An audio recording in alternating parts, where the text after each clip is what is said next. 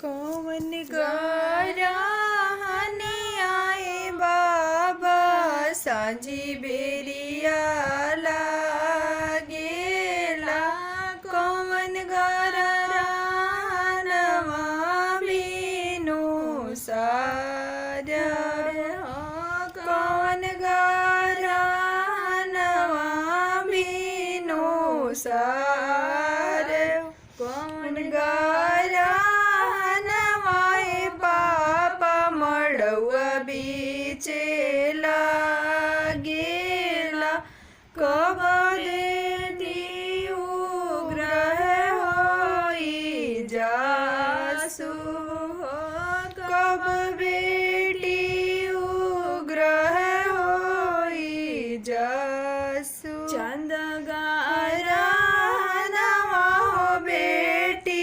सांझे बेरिया लागेला सूरज गराहनवा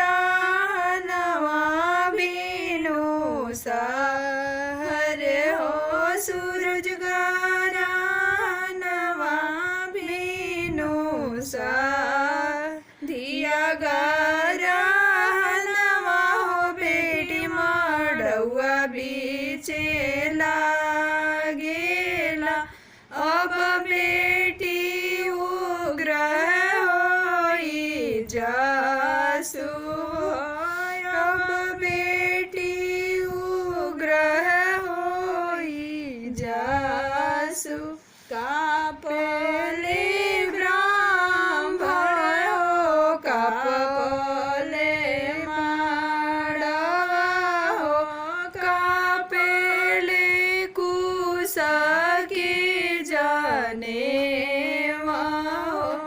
कापेले कुसा की जाने बेटी ले कापेले पापा हो गावन पापा अब बेटी उग्रह होई जासु अब बेटी उग्रह होई जासु।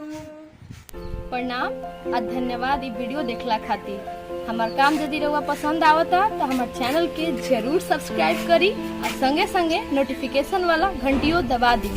हमार चैनल पर भोजपुरी लोकगीतन के सुनी आ आनंद ली। हम रोज एगो वीडियो के संगे हाजिर बनी। धन्यवाद।